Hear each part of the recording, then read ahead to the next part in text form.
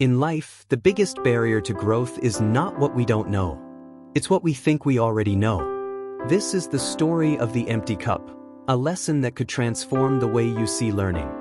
A young man traveled across mountains and rivers to meet a famous Zen master.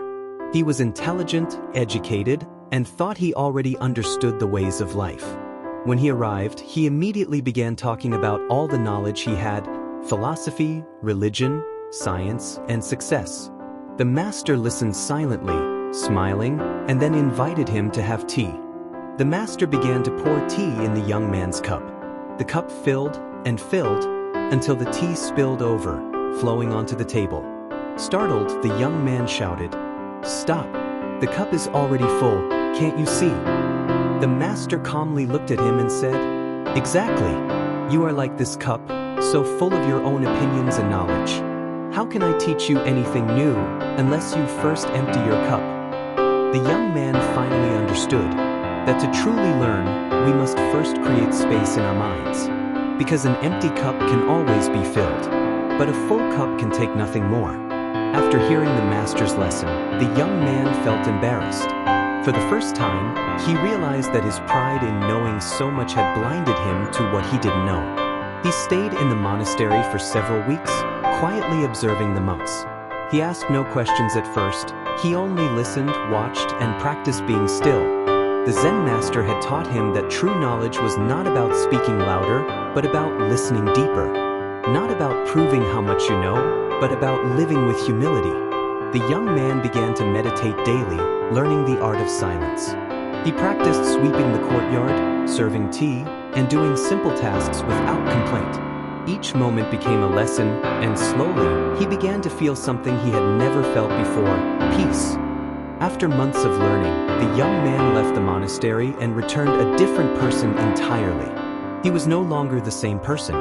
When people asked him questions, he listened before answering. When others spoke, he remained patient, instead of trying to impress them with his knowledge. Instead of boasting, he asked questions with genuine curiosity. Slowly, people noticed the change. His wisdom grew deeper, not because of how much he spoke, but because of how much he understood. Opportunities started opening before him. Merchants sought his advice. Farmers asked for his guidance in solving disputes.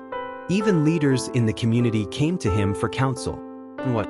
Because unlike before, he no longer carried a full cup. He was always ready to learn from anyone, no matter how rich, poor, young, or old. Years passed, and the young man's influence grew. But he never called himself a master, never pretended to know it all. Instead, he lived by the principle of the empty cup, always staying open, always learning.